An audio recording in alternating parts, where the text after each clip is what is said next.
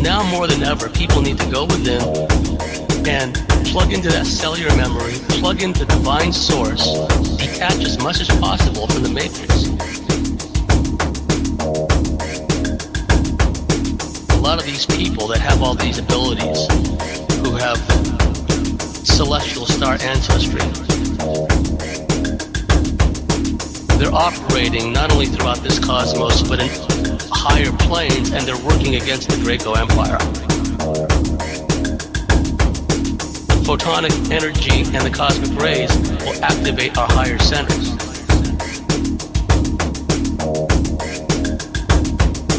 And it's incumbent upon us to ride that frequency wave.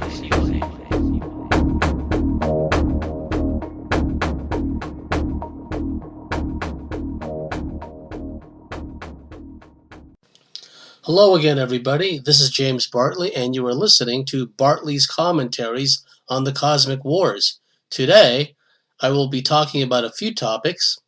The first will be what I'm going to be discussing in my upcoming lecture series known as the Reptilian MyLab Chronicles Lecture and Workshop Series.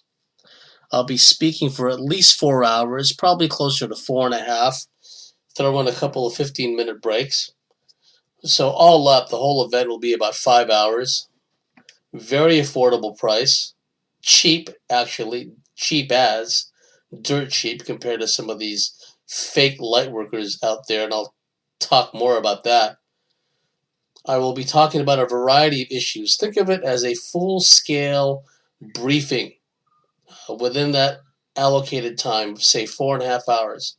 I will give as much information as I can about reptilians, their modus operandi, what they're trying to achieve with the various forms of programming, physical programming, behavioral psychological programming, sexual programming, astral dreamscape manipulation, astral abductions, etc., etc. I will talk about what they're doing and why they're doing it, what kinds of changes they are striving to affect within the abductee. What kinds of behavioral changes, what kinds of psychological changes, what kinds of spiritual changes even they're trying to affect, and how they can work through people around you. Also, that's important to know.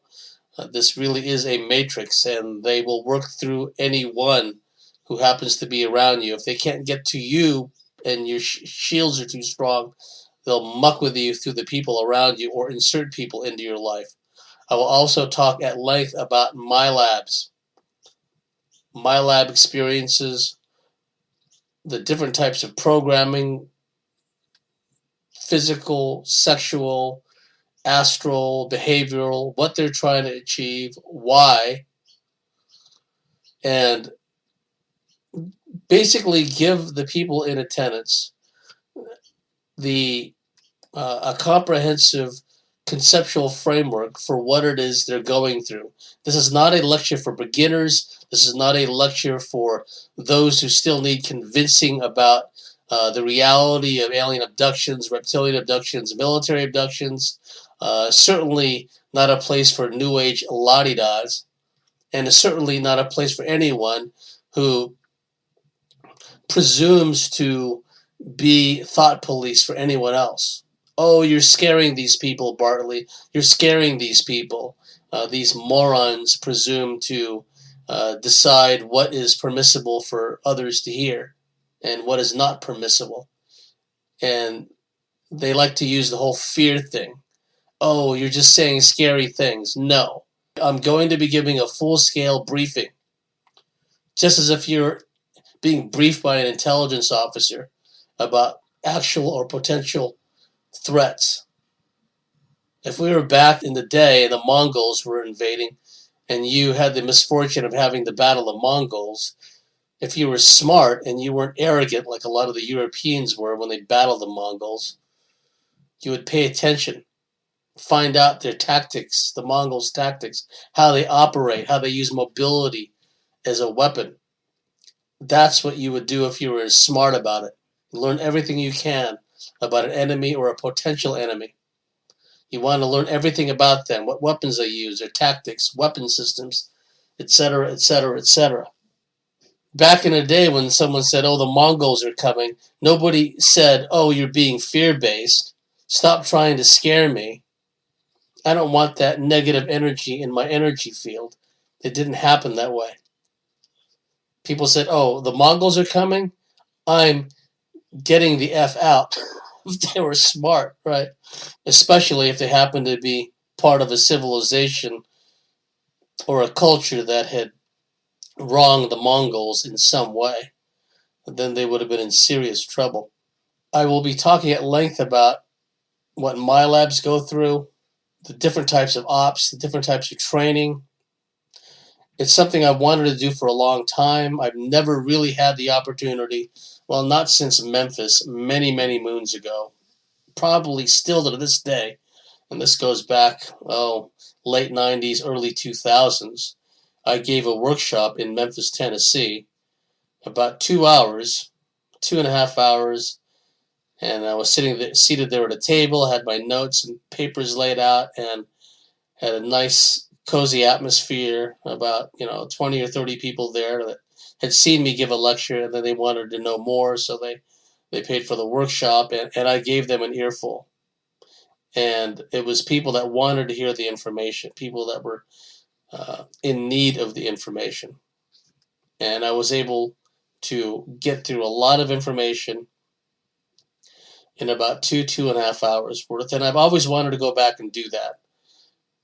Part of a lecture, say a 90-minute lecture, is, for the most part, it's informational. When you're taught public speaking, you're taught the different types of speeches: informational speech, a persuasive speech, etc., etc. Even my lectures are not meant for beginners. They're not meant for people who need convincing. So they're not persuasive speeches. They're informational speeches.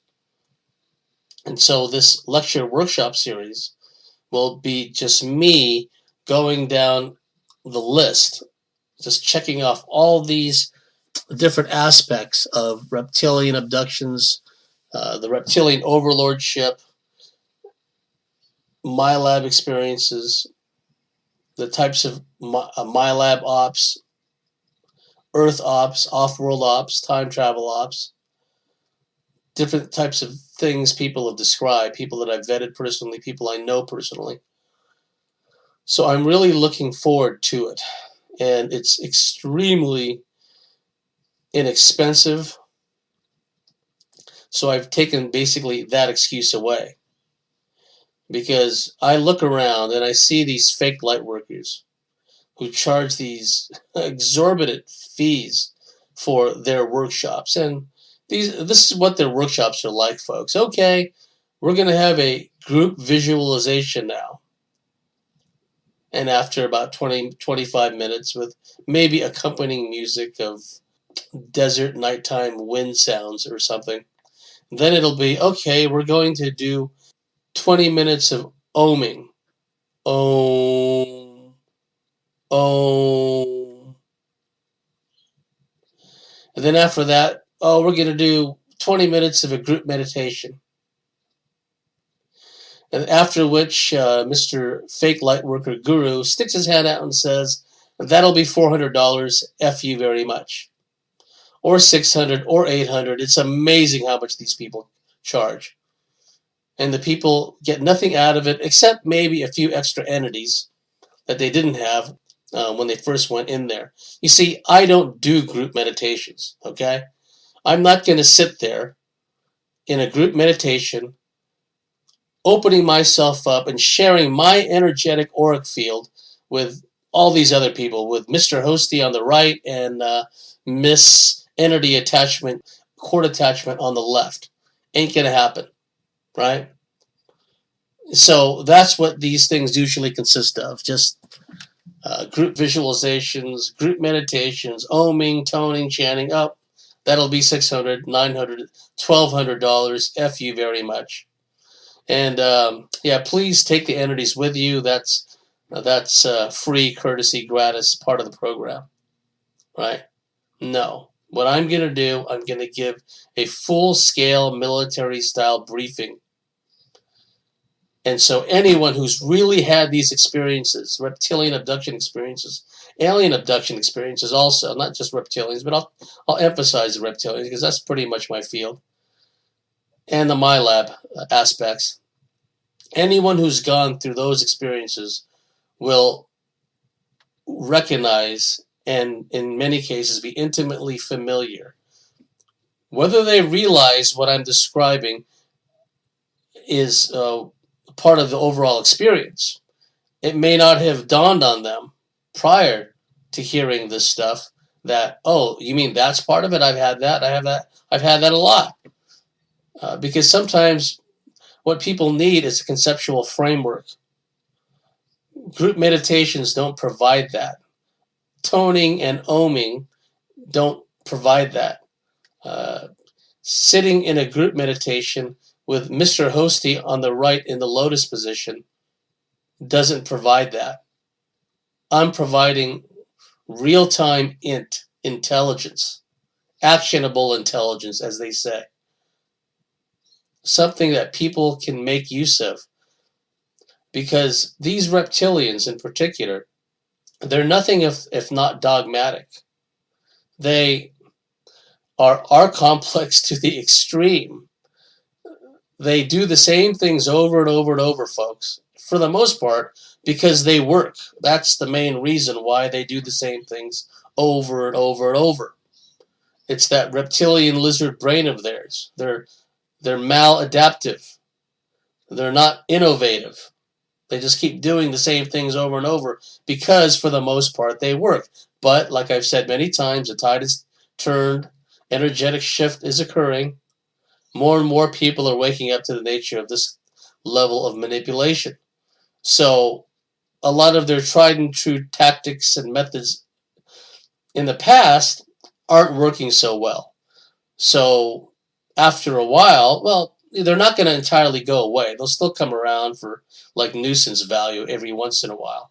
But if they cannot engender the kind of changes they want inside of you, behaviorally, psychologically, emotionally, sexually, indeed spiritually, they'll go look for weaker prey. It's like a wolf pack or a lion pride. They're going to look for the animals in a herd that are infirm, slow, older, the easier prey. And so when these reptilians realize they can't get any mileage out of you, well, we tried this, that didn't work. We tried that, that didn't work. We tried a combination of those two things, that didn't work either. After a while, they're just going to say, oh, no, we'll start working on the next door neighbor, right? Because they're not going to spin their wheels if they can't get what they want from you, right? If you don't feed them with fear and agitation and anxiety and rage and aggression and everything else, they're just going to move on. They'll still, like I said, they'll still come around every once in a while to keep you under surveillance, and they'll try to catch you when your guard is down. And they'll try to manipulate you when you're at a vulnerable point. And also, they will frequently try to manipulate you and by working through people around you or people they insert into your life. But after a while, take my word for it, I know this is a fact. After a while, they're just, if they can't get to you one way, they'll try another. And then if they try to send people in to make you miserable and get you agitated, and if that doesn't work because you don't want to feed them, because the ones that they're sending towards you or to you to cause trouble, either face to face or in your neighborhood or online, right? If you don't respond in kind, then you're not feeding them and you're not nourishing them at your own expense. So, because there's no shortage of these hosty, rage-filled, hate-filled, reptilian Draco hybrid hosts. They're everywhere. And so in true hive consciousness fashion, they can just plug into these people and direct them towards you online or some other way. But if you don't feed them, you shield them off of you, you'll be fine. So that's the purpose of my lecture workshop series, is to provide a comprehensive conceptual framework for what people are going through. And I know that, economically, financially, people are going through a hard time out there. But what I'm asking, the very low price I'm asking for admission for what is a 4.5 hour event where I'll be just talking and talking at length. And anyone who's seen my lectures knows that I go into detail. I talk a lot. A lot of people, what you get out of them is a lot of conjecture, a lot of speculation, a lot of stuff really that doesn't really matter. I don't do that because time is limited. I'm only allocated so much time. People can only sit still for so long before their attention wavers, their mind wanders. So I'm going to be giving a full-scale briefing for people who desperately need the information. I don't want New Age la-di-das there. Their entities won't let them go there anyway, except for nuisance value. People get very little mileage out of me because I don't put up with crap at my lectures. I'm the one who does the talking because I'm the one that people have come to see. So I'm not going to sit there and, let some self-indulgent person just sit there and talk and talk and talk. Ain't going to happen. So I'm really excited about this lecture workshop series, the Reptilian MyLab lecture workshop series, Reptilian MyLab Chronicles lecture workshop series, I should say. So to find out more, because it will be a series, I will be going to different places and trying to get the message out to as many people as possible who are having these experiences. So stay tuned. Go to thecosmicswitchboard.com to find out if I will be giving a lecture in your area. The next thing I want to talk about is the talismanic invocational impact of Latin in the medical field. I believe Latin is one of those overt, magically energized languages. Okay, think of Dr. John Dee and Kelly doing the scrying exercises, which resulted in the acquisition of the so-called angelic language of Enochian.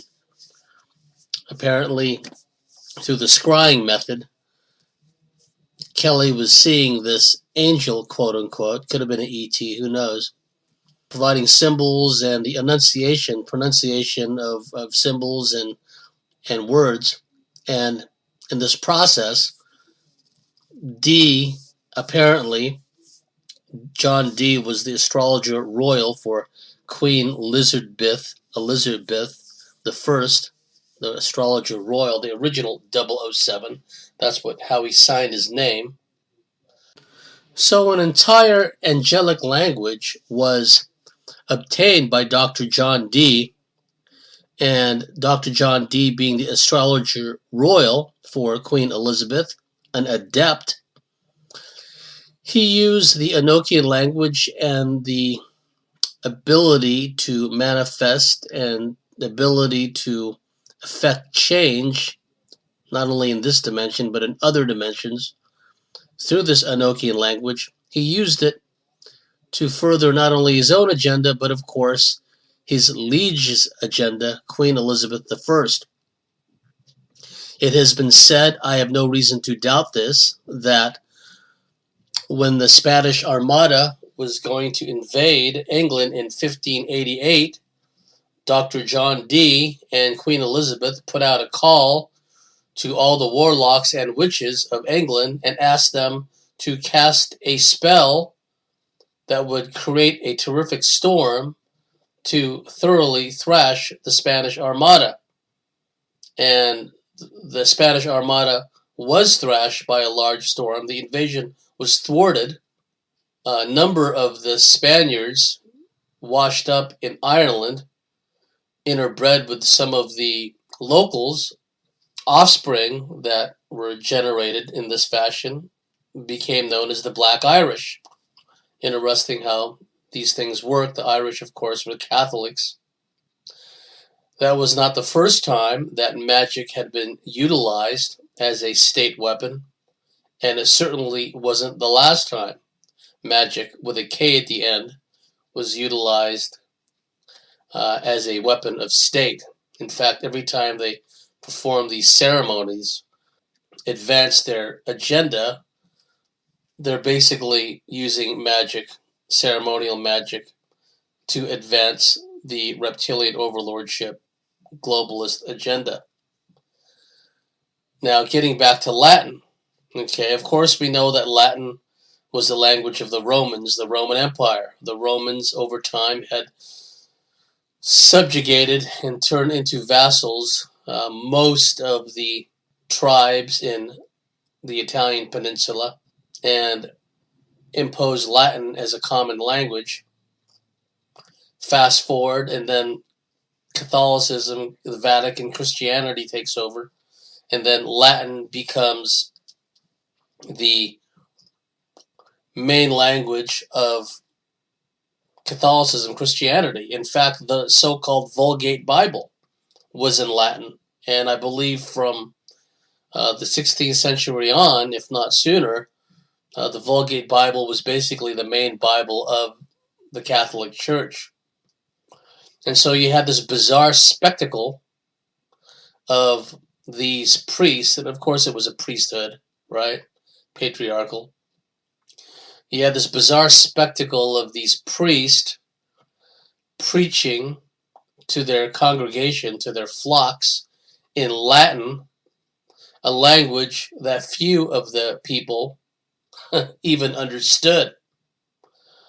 So it was this kind of woo-woo, metaphysical, talismanic thing going on, where the people who spoke Latin of necessity, and by the way the system worked, automatically had more power over those who did not speak Latin, right? Just think of all the Englishmen, Anglo-Saxons, that had to sit and listen to these monks, these priests, drone on and on and on in Latin, right?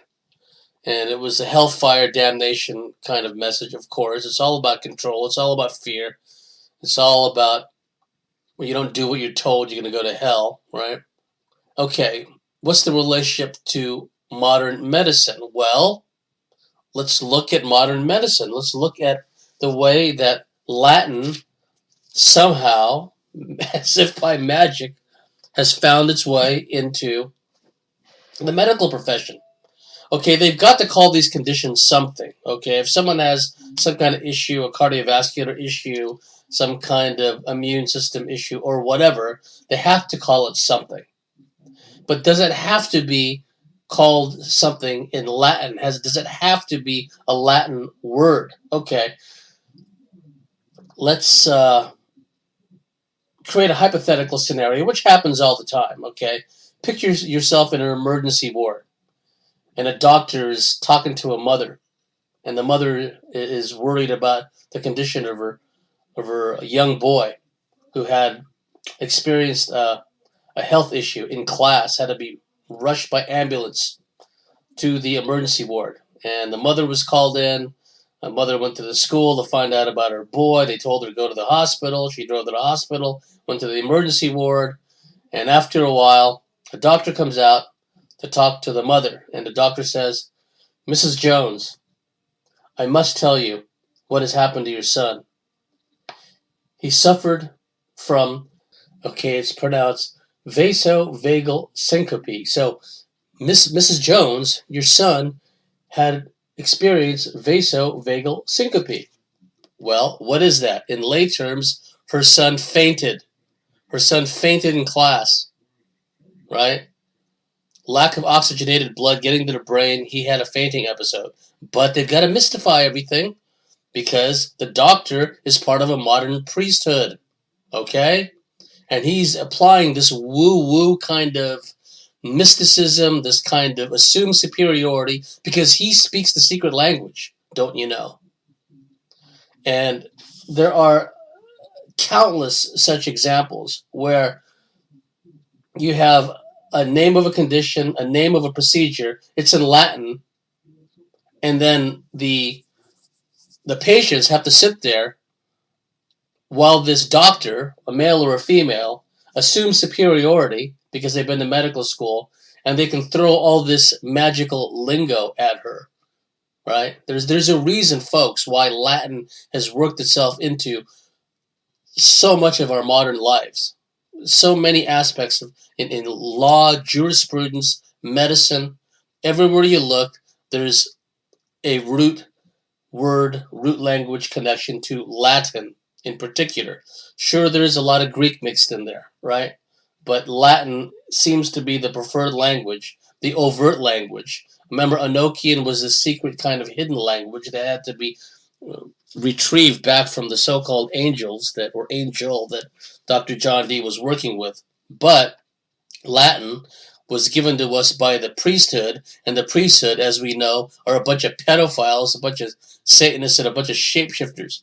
And so they took a language spoken by the Romans, and then they used that as a basis for their language of authority, language of power, through the Vulgate Bible, through the Latin only.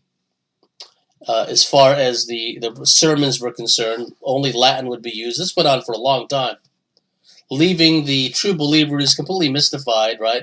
What the hell are these guys saying? Because it was all patriarchal, all these guys. And now we fast forward to modern times, and now it's male doctors and female doctors who assume an air of superiority because they went to medical school and were taught all these terms, and now they're using these Latin words to describe medical conditions and medical procedures to thoroughly mystify, befuddle, intimidate patients, right? I'll give you another example. A carotid endarterectomy. We have to do a carotid endarterectomy to your son, Mrs. Jones.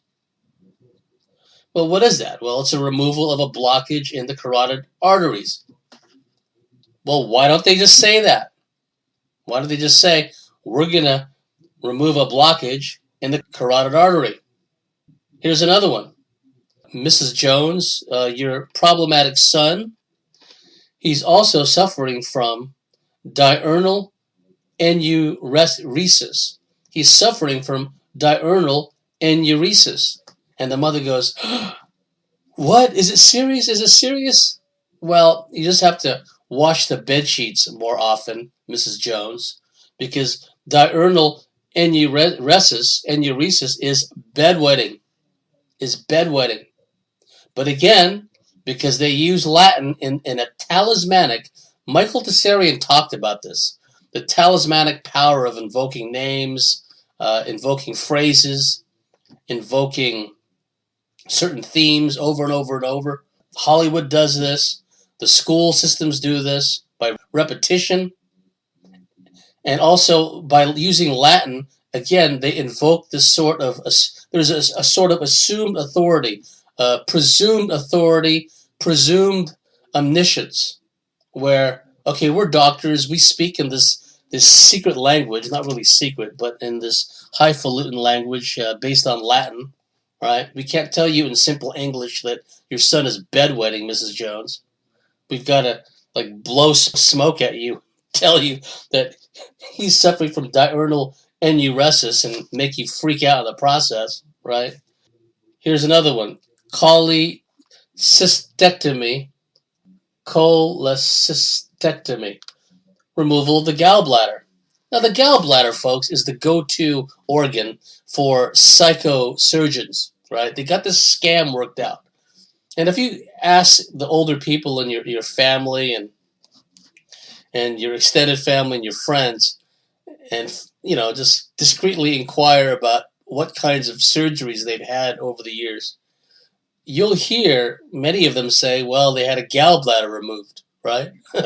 See, what happens is the primary care physicians, known as the general practitioners in other Western countries, they have the scam worked out where, say someone is suffering from hemorrhoids. Oh, instead of just saying, okay, you've got hemorrhoids, because of the scam, they say, well, it looks like hemorrhoids, but it could be something else. Mrs. Jones, right? I really encourage you. In fact, you must see the specialist, right? The surgeon. And they were encouraged to contact this person right away. You must call up. Call them up Monday morning. Call them up tomorrow morning, as soon as possible. You must see this specialist/surgeon. So they call up and they go, well, yes, my primary care physician, Dr. Quack, recommended that I, come in for a visit, right? And of course, the patient, the would-be patient, Mrs. Jones in our example, she goes in and she's examined by the specialist, and surprise, surprise, there's something wrong with your gallbladder, Mrs. Jones. It's got to come out. The gallbladder is the go-to organ for these psychopath surgeons to make money. I know a number of adults, a number of elderly people who are lacking in gallbladders because they were surgically removed for no real obvious reason other than some made up. I know someone who had their gallbladder removed because of hemorrhoids, right? I'm not a medical person. I can't speak Latin, right? But it's like what does the two have in common? But it's just an excuse to yank an organ out of people. And some of these surgeons, they're just full-on psychopaths. They love cutting into people. And if you listen to Janice Barcelo, my interview with her, she talks about how empathy is drummed right out of these residents and doctors in medical school. And I worked at a medical education center before, and I dealt with some of these residents. And man, the egos they had, and they were just lowly residents. They weren't even real MDs yet. They already had the ego thing going. And so, yeah, gallbladder. So here's this thing, cholecystectomy. Instead of just saying, it's a removal of a gallbladder, they got to come up with this highfalutin name. But see, that works in the talismanic invocational sense. You must have this cholecystectomy, Mrs. Jones, before your condition worsens. Because if you wait too long, I can't do anything to help you. Call up my office, make an appointment with my secretary as soon as possible. We have to get you in there. And Mrs. Jones, in our example, the long-suffering Mrs. Jones, I might add, goes in dutifully and has her gallbladder removed for no reason whatsoever other than to make money for this psychopath surgeon. Okay? And I've worked in the medical field, folks. I've worked in a number of big hospitals before, big and small hospitals. I've seen what goes on in these different departments. I've seen what goes on. I've seen the symbiotic relationship between big pharma and the the medical field. So keep that point in mind. Latin is being utilized in the medical field because there's a magical power that it exudes. It worked just the same in the Middle Ages. It worked just the same, in the 16th century. Some priest, some highfalutin, high and mighty priest, just talking in Latin, talking in gibberish, and the fearful, frightened, churchgoers just allowing themselves to be terrified. And it's the same dynamic, folks, when this doctor starts using all this Latin on a frightened patient, right? And the doctor imposing his or her will upon that patient, mystifying what should be a very straightforward process, right? You need to have your gallbladder taken out. Well, sometimes not. Okay, bad example, right? I mean, they have to Latinize everything in the medical field. So keep that point in mind, folks. It's important to understand that Latin itself, the Latin language, is a language of control. It was utilized by the Romans. That's why, Spain and France are Latin-based languages. Okay? How did Spanish wind up being a Latin-based language? Well, because of the Second Punic War. The Carthaginians had established a base. The Carthaginians were from Carthage, modern-day Libya, Tunisia, that area. It was a large seafaring empire, right? They're transplanted Phoenicians, basically, and they occupied parts of Sicily, and Rome was just starting to become a superpower, and they engaged the First Punic War, Punic being the Latin word for Phoenician, because the Romans being the victors, the historians call it the Punic Wars to blame the Carthaginians, right? But the Carthaginians were not choir boys, a bad example. They were not saints, kind of bad example too. The Carthaginians practiced human sacrifice. They sacrificed little babies to their god Moloch, right? Baal, another one of their deities. They practiced human sacrifice, child sacrifice, particularly. So the Romans defeated the Carthaginians in the First Punic War, and in the Second Punic War, the son of the defeated general in the First Punic War was Hannibal Barca.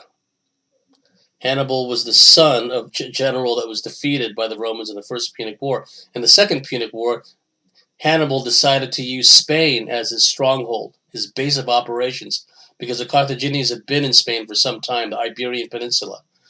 They had subjugated some of the tribes in Spain, and the Iberian Peninsula forced them to work in mines. And so the Barcid family in particular, it's up in the air whether the Carthaginian nation state was really behind this, or if it was just kind of a private corporate enterprise within the Barcid family. The general who was defeated by the Romans in the First Punic War was Hamilcar Barca. His son, Hannibal Barca, was the guy who prosecuted the Second Punic War. And long story short, the Romans, under their general, Scipio Africanus was the honorific title he was later given, Publius Cornelius Scipio, defeated Hannibal in the Second Punic War, and that's how Rome took over Spain. And then they forced Spain, Roman, the language, Latin, upon the inhabitants. And that's why Spain is a Latin-speaking country. Spanish is derived from Latin, which came from the Romans. Okay? And then fast forward, about 150 or so years later, Julius Caesar wages war on the Gaelic tribes in Gaul, modern-day France, Belgium, and basically subjugates large parts of Gaul, modern-day France, modern-day Belgium, and wipes out hundreds of thousands, if not a million, natives. I mean, it was a war of extermination, and so many of these people were taken into slavery. And that's why France is a Latin-based language, because Julius Caesar went there and, imposed his will on the natives, right? So the point of relevance here, folks, is Latin is a language of control. It's a language of power. And the modern priesthood, or at least one aspect of it, is the medical profession, with their constant invocation in a talismanic fashion of these Latin words, diurnal enuresis or enuresis, to describe bedwetting. Just tell us, bedwetting, okay? Mrs. Jones, your son suffers from bedwetting, right? Don't try to scare her with these woo-woo sounding Latin words, right? One last thing about the priesthood, the Latin connection, the medical priesthood, etc. Think back to the Catholic monks with their shaved heads. The top of their head is shaved, and there's a ring of hair below the top of their head. I'm sure you know what I'm talking about. Bald head with a ring or a fringe of hair further down the head. That's Saturn, folks, okay? That's Saturn worship. It's another manifestation of Saturn worship. When the kid is born in the hospital, what's one of the first things they do? They slap a skull cap on its head. That's Saturn worship. That's tagging the baby, saying, Welcome to the Saturn matrix moon system. Always remember that Saturn and the moon and the Saturn moon matrix plays a fundamental role in all this. I'm going to talk now about yet another failed U.S. special operations, this time in Yemen. I don't have time today to talk about the long sordid history of what's gone on in Yemen over the decades, the involvement of Western special forces, Western recruited mercenaries, and now fast forward to today, and we have this SEAL team raid, and if some of the fake news reports are correct, it was done in conjunction with United Arab Emirate Special Forces, which automatically, right off the bat, that violates unity of command, one of the basics taught in military schools, or at least they used to. One Navy SEAL was known to have been killed. Other reports suggest that there were more U.S. casualties.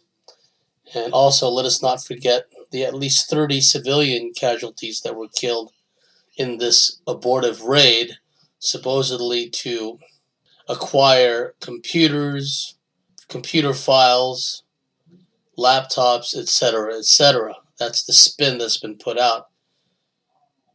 And it sounds like it was another ambush, almost didn't know any better, another Mogadishu-style disaster. The Pentagon and the spinmeisters are putting out all this fluff about, oh, well, there were female combatants there, females that were taking up firing positions and shooting at the SEALs, and that doesn't hold any water. U.S. Army Ranger School recently passed in their selection process the first two female U.S. Army Rangers. There have been females flying as U.S. Air Force fighter bomber pilots as well as U.S. naval aviators. And both U.S. naval aviator females and U.S. Air Force females have dropped ordnance on people and property. So, yeah, they should not blow smoke about, oh, females were engaging and therefore somehow it's justifiable to wipe out all those civilians. Because it turned out it became another massive hammer blow instead of a surgical strike. It turned into an ambush, and then they called in, as is usually the case when American forces get ambushed and pinned down, they called in air support, Harrier jump jets from a nearby U.S. Gator carrier, and they called in Apache helicopter gunships, and they unleashed a lot of ordnance. The Harriers dropped bombs, and I'm sure there was far more than just 30 civilians killed. And, oh, surprise, surprise, another Osprey, the MV-22 Ospreys. These are the tilt rotor planes created by Boeing. When the propellers are in their forward position, the aircraft flies like a plane, and then in mid-flight, they can tilt the propellers upward, and then it becomes a rotary aircraft, i.e. a helicopter. These things are so dangerous. These things crash so often. It was designed to transport U.S. military, U.S. Marines. These things have crashed so many times with U.S. Marines on board. The nickname for the Osprey is the Marine Killer. And they use this in the operation. Okay, so this is just the latest example of how U.S. Special Operations Forces are misused and just sent in to be slaughtered and sent in to be humiliated in the eyes of the world. And never mind all the civilians that were killed. The whole purpose supposedly was to fight Al-Qaeda in the Arabian Peninsula. Oh, roll the eyes again. Al-Qaeda, is it? And we know that Al-Qaeda has been supplied by the West, by the U.S., by the Saudis, by all the so-called good guys, right? So these troops are going in there to try to obtain vital intelligence, we're told, from an Al Qaeda stronghold, from an Al Qaeda that has been supplied by the West. We've seen this over and over in Iraq, right? Over and over and over, they bust the U.S. Air Force dropping air supplies to the ISIS in Iraq, Al Qaeda in Iraq. The Iraqi military, which was already hammered into pieces by the U.S. in two wars, then they're supposed to be left to fend for themselves and deal with this ISIS threat. That didn't work out. ISIS moved in and took ownership of thousands of American Humvees. Thank you very much. So, in order to deal with this new threat of ISIS, the U.S. supplied ISIS, driving around in U.S. supplied Humvees left over by the U.S. who left, right? And at least most of the conventional army and military left the Iraqi army to their own devices. Well, the ISIS moved in, took ownership of the Humvees, thousands of them. In order to combat that menace, the U.S. went and sent in supplies of anti-tank missiles. But it's questionable who really got that in Iraq, whether the missiles actually went to ISIS again or they actually went to the Iraqi army. The whole thing is a big cluster of muck. But it's meant to be that way. It's designed to be that way. That's what this is all about. It's perpetual war. It's perpetual war to destabilize the world, and whatever's left over will be ripe for the plucking. So now back to Yemen. Now we're supposed to believe that Al Qaeda in the Arabian Peninsula is a big threat. And so they send in these SEAL teams, or a SEAL team, a rather large team, and they had Emirate commandos, I believe United Arab Emirate commandos with them, completely violating the concept of unity of command. And then they wind up getting ambushed. And then they have to call in the air support, and they just level the place. They killed an 8-year-old American citizen, a little girl.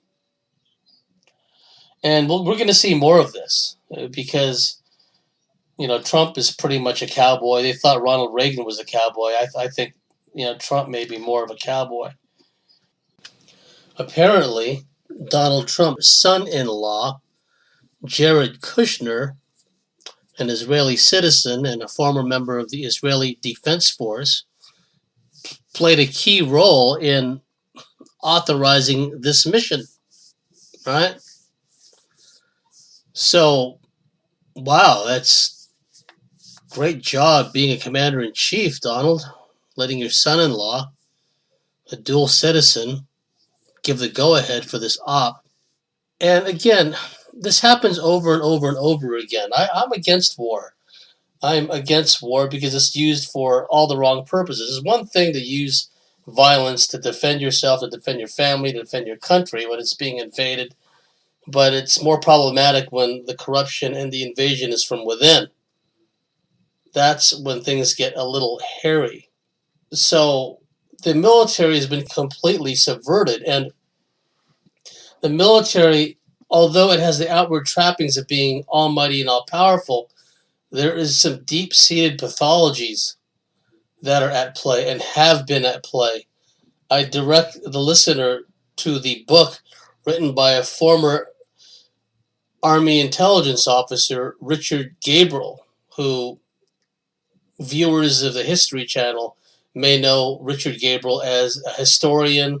He's written a number of histories, written some historical novels. I've read a bunch of his histories and historical novels. I like him. He's a very good writer, but the best book he ever wrote was called, take note of this book, please. It's called Military Incompetence, Why the U.S. Military Doesn't Win. And he goes into detail about why the U.S. military is so messed up, because at the higher ranks, they're run by a bunch of career bureaucrats. They're not warfighters. These are people that cannot plan operations. What the late Colonel David Hackworth would have called the perfume prince. I mean, let's look at some of the recent fiascos. Now, if you get that book, Richard Gabriel's book, A Military Incompetence, Why the American Military Doesn't Win, he goes into detail about 5 or 6 different military operations the U.S. undertook in the past and why every single one of them wound up being a fiasco. Operation Eagle Claw, the Iranian hostage rescue, which culminated in a disaster at Desert One, this refueling station. If they'd used the right kind of helicopters and the right kinds of pilots, Air Force pilots in particular that had experience in long-range nap of the earth flight with advanced instrumentation, night vision goggles, etc., they wouldn't have had to stop at Desert One. Instead, once again, they violate unity of command. It was a multi-tiered joint command operation because, as usual, where the U.S. military is concerned, everybody has to get into the act. Everyone has to have a share in the glory. So the U.S. Navy was involved. The helicopters staged off of the USS Nimitz. The Air Force flew the C-130 transport planes. The Army Rangers were involved. They were supposed to secure Desert One. Delta Force was supposed to go in and rescue the hostages, the American hostages in Iran. And of course, the Marines had to get involved. And so what happened? They were put into the most critical part of the whole operation. They became the pilots of the helicopters. And that was a big mistake. Read his book to find out all the sort of details. And then you have Grenada. Grenada was the coming out party for the Joint Special Operations Command. Operation Urgent Fury. Oh, we've got to go rescue Grenada because it's been taken over by the communists, and there's these American university students there, American students at a medical college. We have to rescue them, right? Actually, they put the American medical students in danger by invading the island. Joint Special Operations Command, as the name suggests, is a joint integrated command, Army, Navy, Air Force elements. The so-called SEAL Team 6 was the Navy SEAL component of Joint Special Operations Command. The Army elements were the Delta Force and elements of the U.S. Rangers. And the Grenada operation, Operation Urgent Fury in 1984, another cowboy operation by Ronald Reagan, was the coming out party for JSOC. And they planned a number of special operations. And if one or even all of them were successful, it wouldn't have made a difference as far as the invasion was concerned. And I happened to be watching Nightline after this fiasco. Richard Gabriel, the aforementioned Richard Gabriel, was on Nightline and he was talking about the Grenada operation. A number of U.S. Special Operations Forces were killed, members of JSOC, Navy SEALs, Delta operators. And Richard Gabriel said something that was quite powerful. He said, everyone from the British SAS down criticized this operation. That's a powerful statement. Because if you look at what the SAS has done, and again, I don't believe in war. Now, sometimes the SAS did go and do things that were helpful, like when they were in Oman in the late 60s, early 70s, culminating in the Battle of Mirbat, where there was 9 SAS members against hundreds of Marxist, communist rebels that were trying to take over this town called Mirbat. 9 SAS soldiers, along with airstrikes from contract pilots and also former RAF and British pilots that were assigned to the Sultan of Oman's Air Force, provided much needed air cover for the beleaguered garrison of just 9 SAS troopers. And they killed hundreds of these Marxist communist rebels. After the battle, two SAS troopers walked the battlefield, and they noted they were writing down the serial numbers of the mortar rounds that did not explode, and they also found a Carl Gustav 84 millimeter anti-armor shell embedded in a wall, and they were looking at the serial numbers of all this unexploded ordnance. The reason that the ordnance didn't explode is because the rebels didn't take care of their ordnance too well. Plus, it rained a lot the night before the battle, so the ground was very soft and the shells didn't go off. So what was interesting was these two SAS troopers went around checking writing down all the serial numbers for all this unexploded ordnance, and they determined right off the bat these are British mortar shells. These mortar bombs are British. This Carl Gustav 84 millimeter round embedded in this wall is from British stocks. The British stocks had come from nearby Aden. The British had operated in Aden for many years. Somehow, after the British wound down their operations in Aden, a lot of this ordnance winds up in the hands of these communist Marxist rebels in nearby Oman. Now, the SAS troopers would notice something like that, right? And that's another thing. I've said this before, so some of you hearing me repeat myself, but the one thing I like about some of the Europeans that write their stories, particularly British soldiers, when they write about their experiences, they talk about their misgivings, their frustrations, their suspicions, right? It's not all flag waving. You get like endless amounts of flag waving, fighting terrorism, fighting Al-Qaeda, 9/11, yada, yada, yada. That's what you get out of typical American authors, American veterans who served in Afghanistan, served in Iraq, and even in Vietnam. The authors, ex-military types who served in Vietnam. Oh, if the politicians would just let us win, they could have won in Vietnam. Well, that's the whole point. They weren't supposed to win in Vietnam, just like they're not supposed to win in Afghanistan, Syria. Well, they're trying to win in Syria, but they're not winning. And Yemen, most recently. Okay, but the point of relevance to this is the SAS, for many years, they had the ability to go into all these different countries, Malaya, Oman, Aden, Borneo. They get the job done very quietly, very unobtrusively, and they leave. A classic example of surgical precision of the SAS was the 1981 coup in Ghana. The president of Ghana was off in England attending the wedding of Princess Charles and Diana. Meanwhile, this Marxist coup takes place. The president's wife and family are kidnapped by the rebels. The Ghana government appealed to the British government for help.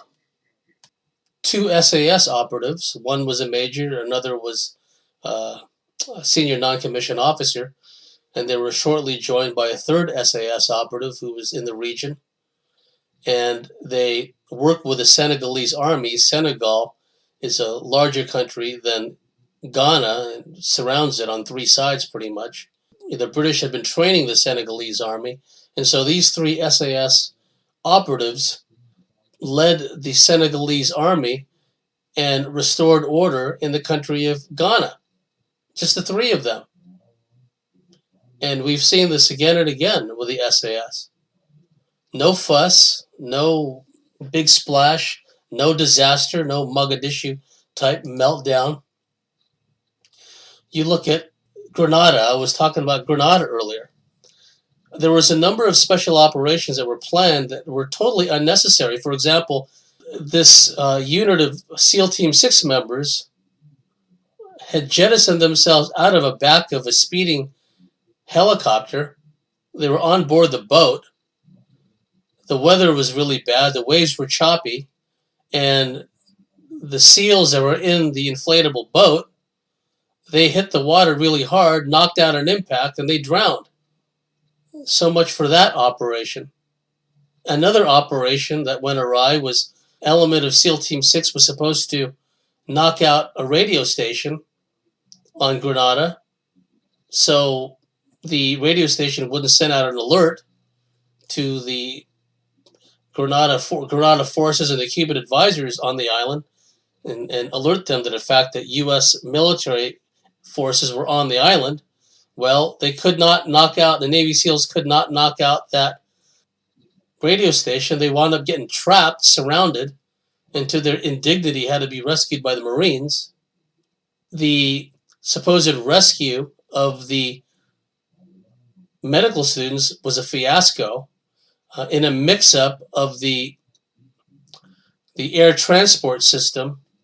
Large numbers of U.S. Army Rangers were left behind in their bases in both the East Coast and also in the West Coast in Washington State. There was a mix-up that prevented large numbers of Rangers from being flown to Grenada, and the Ranger elements that did go to Grenada, they pulled off a farcical rescue of these medical students who didn't need rescuing. In fact, if anything, they endangered them.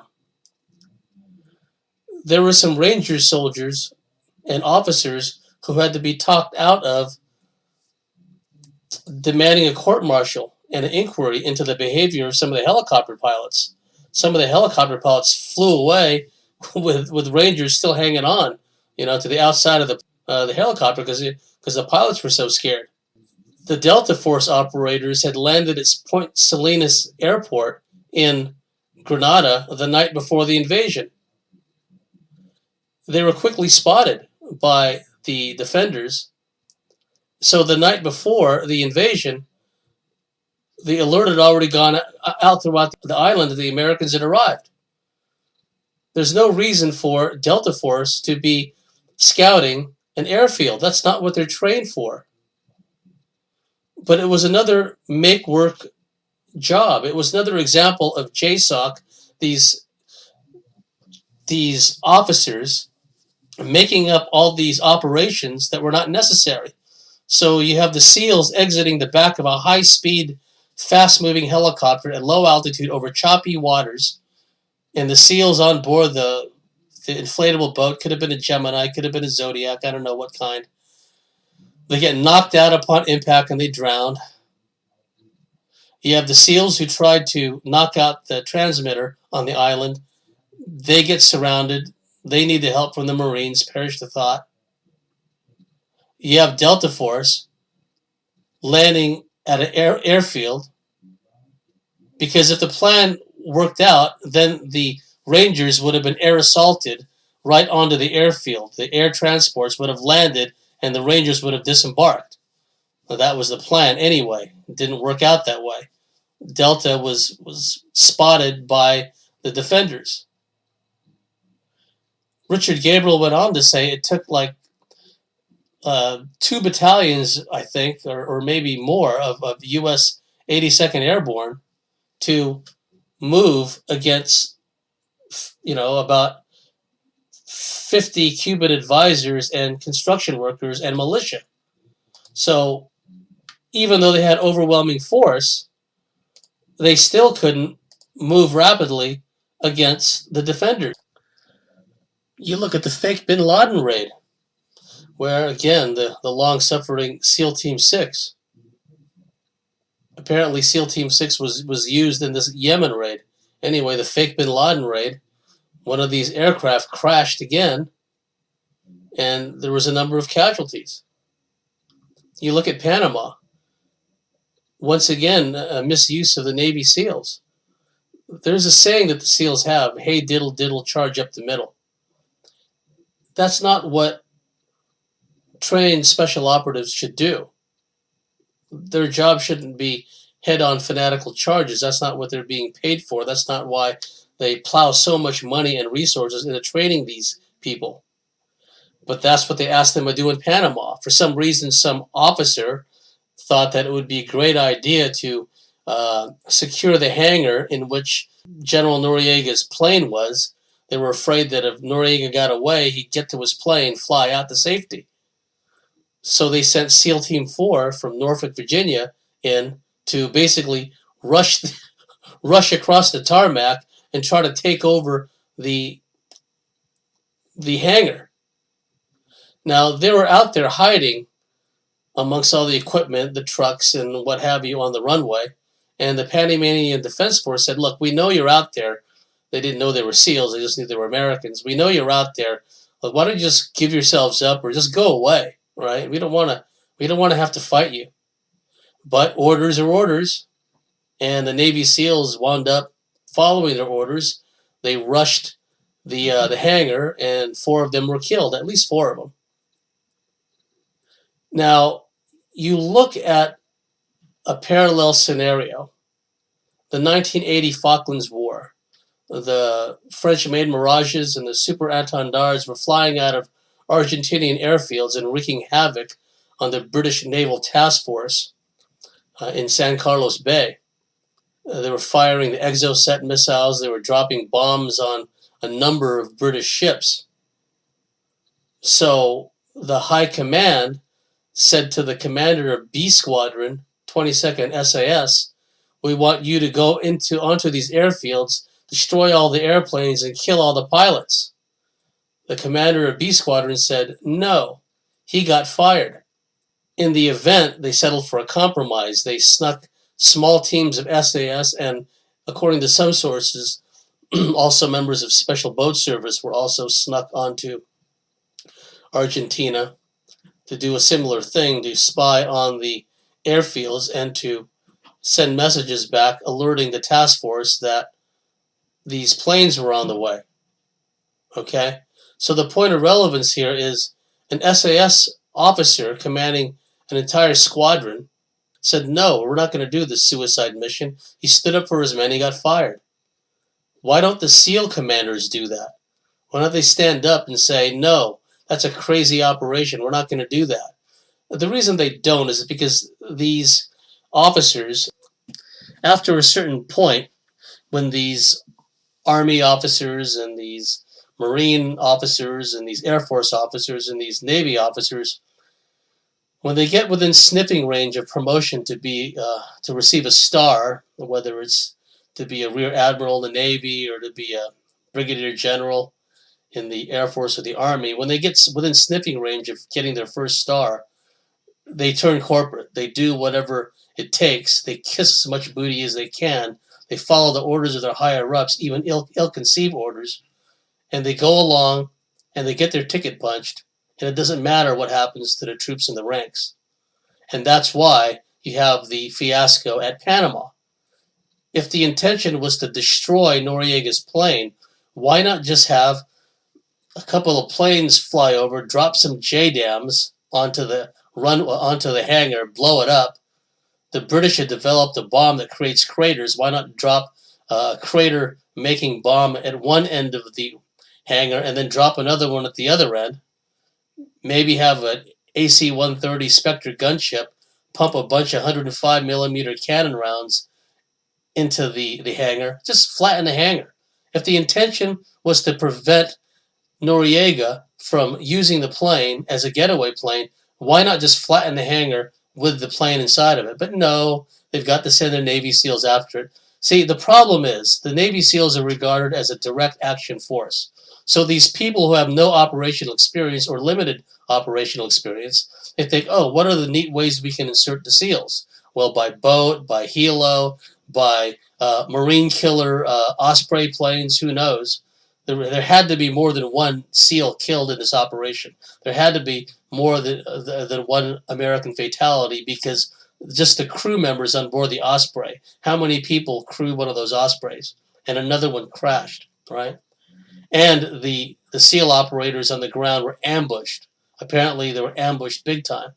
But we're told that only just one died, right? It's just more lies. So why don't more of these commanders stand up and say, no, we're not going to do that? Oh, this fake bin Laden raid. No, we're not going to do that. Doesn't happen.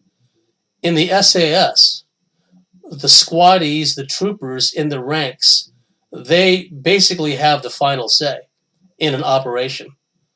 The NCOs, the non-commissioned officers, up to the the squadron sergeant major, all the way up to the regimental sergeant major. They're the ones that really run the regiment, the SAS regiment. And if the squaddies, the troopers in the ranks say, no, that's not going to work, then it's not going to be done, right? And I just mentioned earlier about how 3 SAS guys thwarted a coup in Ghana, leading the Senegalese army. That's just one example. Just in a matter of 2 or 3 weeks after the abortive and humiliating debacle at Desert One in Iran, when the U.S. tried to rescue the hostages in Iran under the Carter administration, just within 1 or 2 weeks of that, the British SAS rescued the hostages, ironically, in the Iranian embassy in London, Prince's Gate. A classic operation. And the subtext of that, which a lot of people don't even get into, is that the terrorists that took over the Iranian embassy were being funded by Saddam Hussein, who at the time was a U.S. intelligence asset, go figure. But the moral of the story was the SAS took down a multi-story building in about 20 minutes, rescued all the hostages, and that happened a mere 1 or 2 weeks after the U.S. debacle in Iran. So, the Delta operators could have gotten the job done had they gotten to Iran, to Tehran, the capital.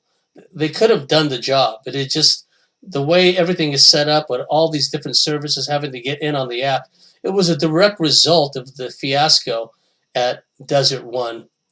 The reliance on the Marine helicopter pilots who were not trained for long-range nap of the earth flying.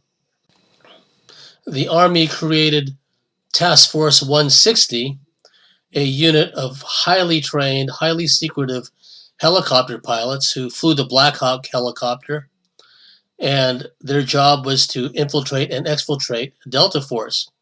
The Army Delta Force no longer wanted to work with aviators who were not highly trained in special operations aviation.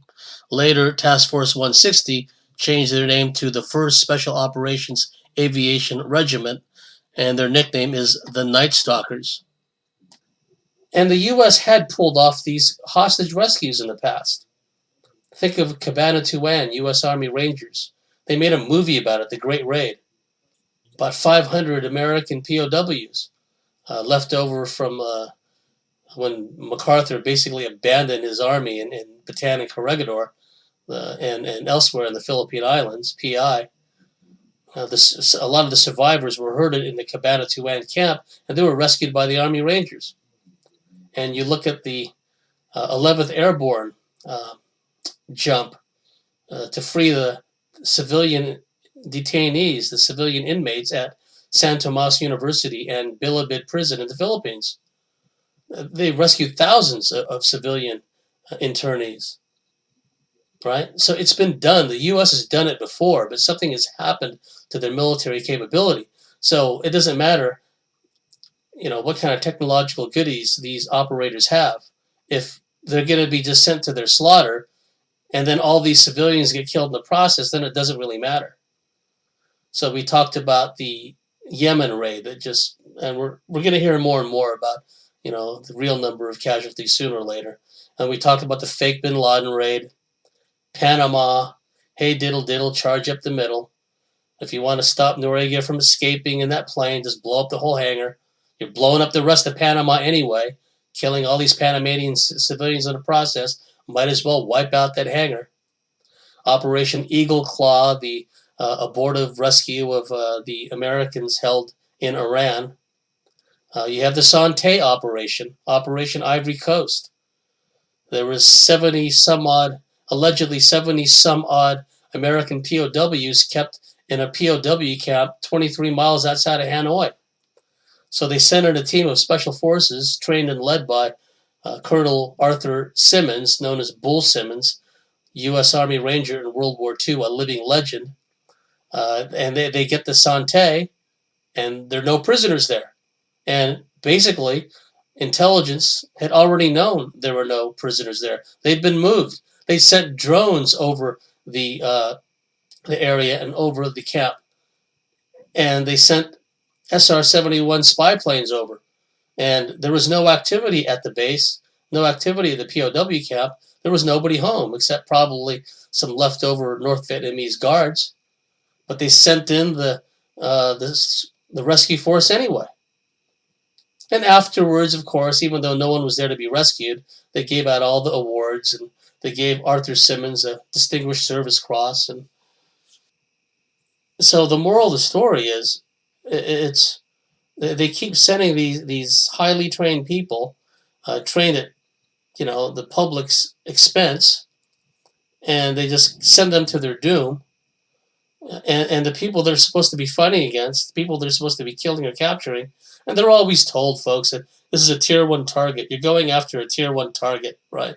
Some guy with an Arabic sounding name, right? And meanwhile, the real tangos, the real terrorists are being armed and financed and trained by mercenaries and trained by black ops, special operations people. Sooner or later, I don't know, maybe never. It may never dawn on these military people, especially the Americans, how they're being played.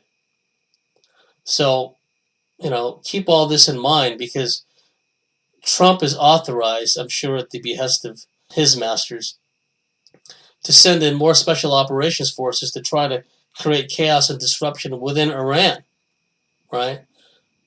So Iran is a whole different kettle of fish, folks. Iran has short-range, medium-range, and long-range missiles. They can hammer a number of U.S. bases throughout the whole region. And Iran survived a long war against Iraq. These people, they're not just going to roll over and go the way of, Libya and all these other places. No, they're going to fight. So, and again, who is the one that apparently had the final say-so in this latest abortive raid in Yemen? It was Trump's son-in-law, dual U.S. Israeli citizen, former member of the IDF, right? So now the honeymoon is over, folks. It's, the whole thing was a psyop. This whole thing with Trump, and he's going to be the savior, he's going to be the Messiah.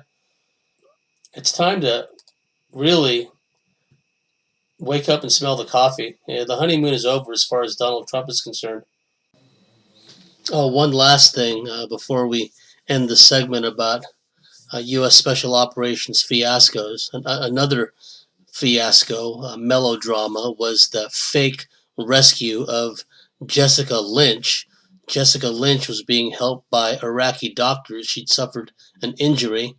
She was part of a supply transport unit that had gotten bushwhacked, and she'd been getting medical treatment from Iraqi doctors. She was in no danger whatsoever. Next thing you know, here comes Delta Force in a highly publicized rescue operation to take her away to safety. It was just more of the movie, folks. And the thing about it is, it's a movie for us. These fake raids, these like the fake Jessica Lynch rescue, is very real when the bullets start flying for the operators on the ground, for the civilians on the ground who happen to be there, happen to live there for, their families for countless millennia, because that's where they're from, and they get invaded, and then they get branded as insurgents, right? So we've reached the end of this segment of Bartley's Commentaries on the Cosmic Wars. And if you like what we do, you believe in what we do, please go to our website, thecosmicswitchboard.com, sign up and become a member. And wherever you may be, dear listeners, have a very pleasant time. Thank you.